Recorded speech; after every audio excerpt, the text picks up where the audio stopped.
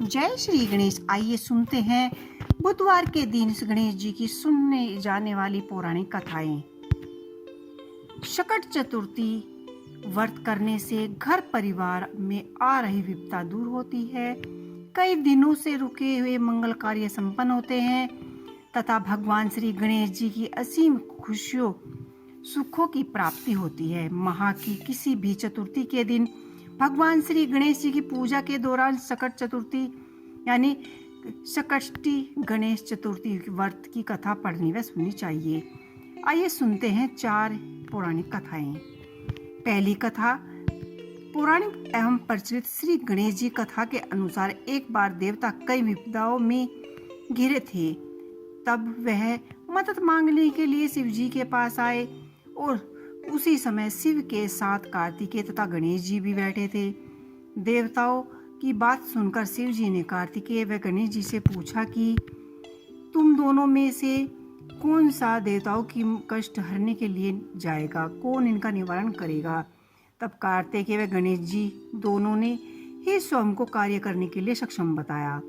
इस पर भगवान शिव ने दोनों की परीक्षा लेते हुए कहा कि तुम दोनों में से जो भी सबसे पहले पृथ्वी की परिक्रमा करके आएगा वही देवताओं की मदद करने जाएगा। भगवान शिव के मुख से यह वचन सुनते ही कार्तिकेय अपने वाहन मोर पर बैठकर पृथ्वी की परिक्रमा के लिए निकल गए। परंतु गणेश जी सोच में पड़ गए कि वह चूहे के ऊपर बैठकर सारी पृथ्वी की परिक्रमा कैसे करेंगे, तो वे इस कार्य में उन्हें बहुत ही समय लग जाएगा। तभी उन्हें एक उपाय सूझा। गणेश जी अपने स्थान से उठे और माता पिता के साथ परिक्रमा कर बैठ गए। परिक्रमा करके लौट कर आए कार्तिकेय स्वयं को विजेता बताने लगे। तब शिव जी ने गणेश जी से पृथ्वी की परिक्रमा ना करने का कारण पूछा। तब गणेश जी ने कहा कि माता पिता के चरणों में ही समस्त लोक है। यह सुनकर भगवान शिव ने गणेश जी को देवताओं के संकट दूर करने के लिए आज्ञा दे दी। इसी प्रकार भगवान शिव ने गणेश जी को आशीर्वाद दिया और चतुर्थी के दिन जो तुम्हारा पूजन करेगा और रात्रि में चंद्रमा को अर्घ्य देगा उसके तीनों ताप यानी दैहिक तप, दिव्य तप तथा भौतिक तप दूर होंगे। इस व्रत को करने से व्रतधारी के सभी तरह के दुख दूर होंगे और उसे जीवन के भौतिक सुखों की प्राप्ति होगी।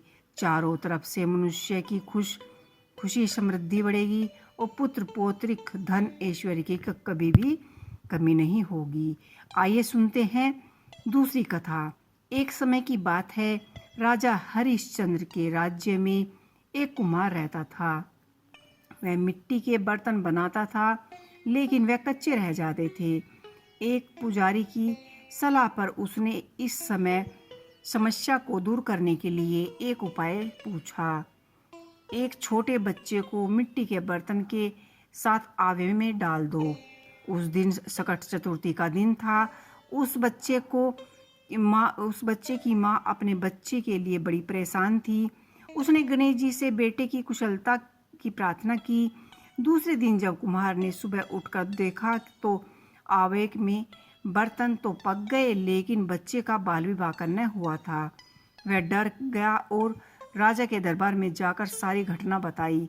इसके बाद राजा ने उसे बच्चे की माँ को बुलवाया तो माँ ने सभी तरह के विधि विधान को दूर करने वाले सकष्टी चतुर्थी का वर्णन किया और इस घटना के बाद महिला संतान और अपनी घर की सुख शांति के लिए, परिवार के सौभाग्य के लिए सकट चतुर्थी का व्रत अवश्य करें। आइए सुनते हैं तीसरी कथा। एक समय की बात है कि विष्णु भगवान जी का विवाह लक्ष्मी जी के साथ निश्चित हुआ था। विवाह की तैयारी होने लगी। सभी देवताओं को निमंत्रण भेजा गया, परंतु गणेश जी को निमंत्रण नहीं भेजा गया। कारण जो भी रहा हो, अब भगवान विष्णु की बारात जाने का समय आ गया। सभी देवता अपनी पत्नियों के साथ विवाह समारोह में आए। उन सब ने देखा कि भगवान श्री गणेश जी कहीं दिखाई नहीं दे रहे हैं। तब वे वापस से चर्चा करने लगे कि क्या गणेश जी को नहीं नोता गया, यह स्वयं गणेश जी नहीं आए। सभी को इस बात पर आश्चर्य होने लगा। तभी सब ने विचार किया कि विष्णु भगवान जी से ही इसका कारण पूछा जाए। विष्णु भगवान जी ने पूछने पर उन्हें कहा कि हमने गणेश जी के पिताजी भोले महादेव को न्योता भेजा था। यदि गणेश जी अपने पिताजी के साथ आना चाहते थे तो साथ आ सकते हैं, अलग से न्योता नहीं भेजा गया और कोई आवश्यकता भी नहीं है। दूसरी बात यह है कि उनको 1.25 मन मूंग, 1.25 मन चावल, 1.25 मन घी, 1.25 मन लड्डू का भोजन दिन भर भी चाहिए। यदि गणेश जी नहीं आएंगे कोई बात नहीं, दूसरे के घर जाकर इतना सारा खाना खाना अच्छी बात नहीं लगती। इतनी वार्ता कर रहे थे कि किसी एक ने सुझाव दिया, यदि गणेश जी आ गए भी तो उन्हें द्वारपाल बनाकर बैठा देना। आप घर की याद रखना, आप तो चूहे पर बैठकर धीरे धीरे चलेंगे तो बारात से बहुत ही पीछे रह जाएंगे। यह सुझाव भी सबको पसंद आया तो विष्णु भगवान जी ने अपनी अनुमति दे दी। होना क्या था, इतने में गणेश जी वहां आए और पहुंचे। उन्होंने समझा बुझाकर घर के रखवाली करने के लिए बैठा दिया। बारात चल दी। तब नारद जी ने देखा कि गणेश जी तो दरवाजे पर ही बैठे हुए हैं, तो वे गणेश जी के पास जाकर बोले और रुकने का कारण पूछा। गणेश जी ने कहा कि श्री विष्णु भगवान ने मेरा बहुत ही अपमान किया है। नारद जी ने कहा कि आप अपने मूषक सेना को आगे भेज दें तो वह रास्ते में खोद देंगे, जिससे उनके वाहन धरती में धंस जाएंगे।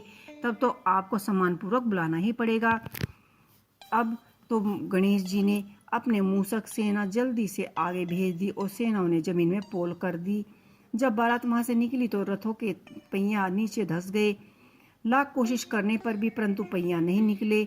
सभी ने अपने अपने उपाय किए परंतु पहिया तो नहीं निकले, बल्कि जगह जगह से टूट गए।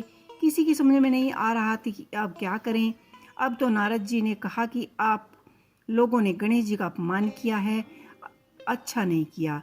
यदि उन्हें मना कर लाया जाए तो आपका कार्य सिद्ध हो सकता है, यह संकट टल सकता है। शंकर भगवान जी ने अपने दूत नंदी को भेजा और श्री गणेश भगवान जी को लाने के लिए कहा। गणेश जी का आदर सम्मान के साथ पूजन किया गया। तभी रथ के पहिया निकले। अब रथ के पहिया निकल गए परंतु वे टूटे फूट गए और उन्हें सुधारने के लिए आसपास एक खेत में खाती काम कर रहा था, उसे बुलाया गया। खाती अपना काम करने के पहले श्री गणेश नमः कहकर गणेश जी की वंदना मन ही मन करने लगा। देखते ही देखते खाती ने सभी पहिए ठीक कर दिए। तब खाती कहने लगा कि हे देवताओं, आपने सर्वप्रथम गणेश जी को नहीं मनाया होगा और ना उनकी पूजा की होगी, इसीलिए तो आपके सब साथ ये संकट आया है। हम तो मूर्ख अज्ञानी हैं, फिर भी सबसे पहले श्री गणेशाय नमः का नाम लेते हैं और गणेश जी को पूजते हैं, उनका ध्यान करते हैं। आप लोग तो देवगण हैं, फिर भी आप गणेश जी को कैसे भूल सकते हैं। अब आप लोग भगवान श्री गणेश जी की जय बोलकर जाएं तो आपके सभी कार्य सिद्ध हो जाएंगे, कोई भी संकट विघ्न नहीं आएगा। ऐसा कहते ही बारात वहां से चल दी और श्री हरि विष्णु भगवान का लक्ष्मी माता के साथ विवाह संपन्न हुआ और सभी सकुशल घर पर लौट आए। हे गणेश जी महाराज, जैसे आपने विष्णु भगवान को कारज सवारे ऐसे ही कारज सबके सिद्ध करना। बोलो गजानन भगवान की जय। तो ये थी गणेश जी की पौराणिक कथाएं।